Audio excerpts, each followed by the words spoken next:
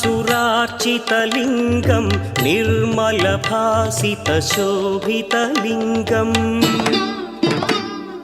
जन्मज दुःखविनाशकलिङ्गं तत्प्रणमामि सदा शिवलिङ्गम् देवमुनिप्रवरार्चितलिङ्गं कामदहन करुणाकरलिङ्गम् रावणदर्पविनाशकलिङ्गं तत्प्रणमामि सदा शिवलिङ्गम्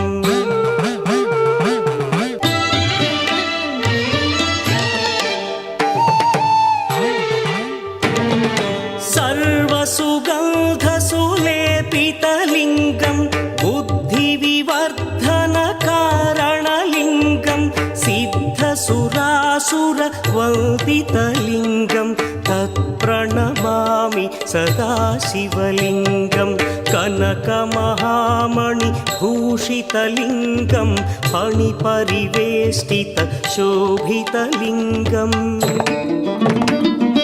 दक्षसुयज्ञविनाशकलिङ्गं तत्प्रणमामि सदा शिवलिङ्गम् कुङ्कुमचन्दनलेपितलिङ्गं पङ्कजहार सुशोभितलिङ्गम् सञ्चितपापविनाशकलिङ्गं तत्प्रणमामि सदा शिवलिङ्गम्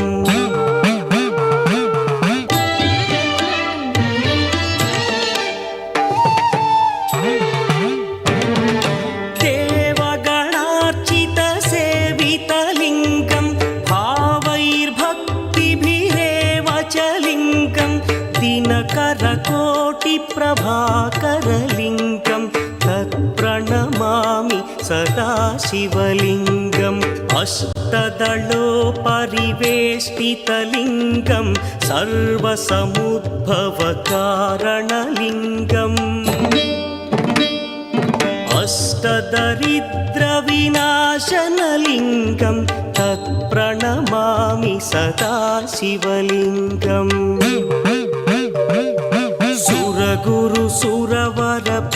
सुरगुरुसुरवरपूजितलिङ्गं सुरवनपुष्पसदार्चितलिङ्गम् परमपदं परमात्मकलिङ्गं तत्प्रणमामि सदा शिवलिङ्गम् त्रिदलं त्रिगुणाकारं त्रिनेत्रं च त्रियायुधं त्रिजन्मपापसंहारम् एकबिल्वं शिवार्पणम् त्रिशाखैः बिल्वपत्रैश्च अच्छिद्रैः कोमलैः शुभैः तव पूजां करिष्यामि एकबिल्वं शिवार्पणम् कोटिकन्या महादानं तिलपर्वतकोटयः काञ्चनं शैलदानेन एकबिल्वं शिवार्पणम् काशीक्षेत्रनिवासं च कालभैरवदर्शनं प्रयागे माधवं दृष्ट्वा एकबिल्वं शिवार्पणम् इन्दुवारे व्रतं स्थित्वा निराहारो महेश्वरा नक्तं हौष्यामि देवेश एकबिल्वं शिवार्पणम् रामलिङ्गप्रतिष्ठा च वैवाहिककृतं तथा तटाकादि च सन्तानम् एकबिल्वं शिवार्पणम् अखण्डबिल्वपत्रं च आयुतं शिवपूजनं कृतं नाम सहस्रेण एकबिल्वं शिवार्पणम् उमया सह देवेश नन्दिवाहनमेव च भस्मलेपन सर्वाङ्गम् एकबिल्वं शिवार्पणम् सालग्रामेषु विप्राणां तटाकं दशकूपयो यज्ञकोटिसहस्रस्य एकबिल्वं शिवार्पणम् दन्तिकोटिसहस्रेषु अश्वमेधशतक्रतौ कोटिकन्या महादानम् एकबिल्वं शिवार्पणम् बिल्वानां दर्शनं पुण्यं स्पर्शनं पापनाशनम् अघोरपापसंहारम् एकबिल्वं शिवार्पणम् सहस्रवेदपाठेषु ब्रह्मस्थापनमुच्यते अनेकव्रतकोटीनाम् एकबिल्वं शिवार्पणम् अन्नदानसहस्रेषु सहस्रोपनयनं तथा अनेकजन्मपापानि एकबिल्वं शिवार्पणम् बिल्वाष्टकमिदं पुण्यं यः पठेच्छिवसन्निधौ शिवलोकमवाप्नोति एकबिल्वं शिवार्पणम् प्रभुं प्राणनाथं विभुं विश्वनाथं जगन्नाथनाथं सदानन्दभाजम् भवद्भव्यभूतेश्वरं भूतनाथं शिवं शङ्करं शम्भुमीशानमीडे गणेरुण्डमालं तनौ सर्पजालं महाकालकालं गणेशादिपालम् जटाजूटगङ्गोत्तरं गैर्विशिष्यं शिवं शङ्करं शम्भुमीशानमीडे मुदामाकरं मण्डनं मण्डयन्तं महामण्डलं भस्मभूषाधरन्तम्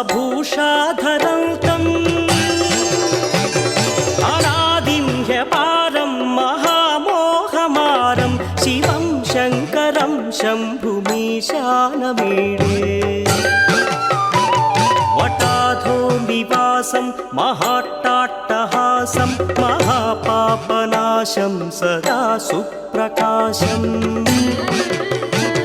गिरीशं गणेशं सुरेशं महेशं शिवं शङ्करं शम्भुमीशानमीडे गिरीन्द्रात्मजा सङ्गृहीतार्धदेहं गिरौ संस्थितं सर्वदा पन्नगेहम् परब्रह्म ब्रह्मादिभिर्वन्द्यमानं शिवं शङ्करं शम्भुमीशानमीडे कपालं त्रिशूलं कराभ्यां दधानं पदाम्भोजनं राय कामं दधानम् बलिवर्धयानं सुराणां प्रधानं शिवं शङ्करं शम्भुमीशानमीडे शरच्चन्द्रगात्रं गणानौदपात्रं त्रिनेत्रं पवित्रं धनेशस्य मित्रम् अपर्णाकळत्रं सदा सच्चरित्रं शिवं शङ्करं शम्भुमीशानमीडे हरं सर्पहारं चिताभूविहारं भवं वेदसारं सदा निर्विकारम् श्मशाने वसन्तं मनोजं दहन्तं शिवं शङ्करं शम्भुमीशानमीडे